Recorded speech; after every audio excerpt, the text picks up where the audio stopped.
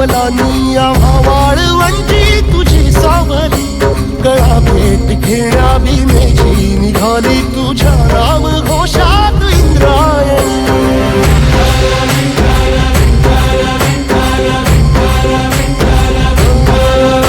भिडे आसमंती ध्वजा वैष्णवांची उभी पंढरी आज नानावली, तुझे नाव ओठी तुझे रूप ध्यानी जीवाला तुझी आस गा लागली.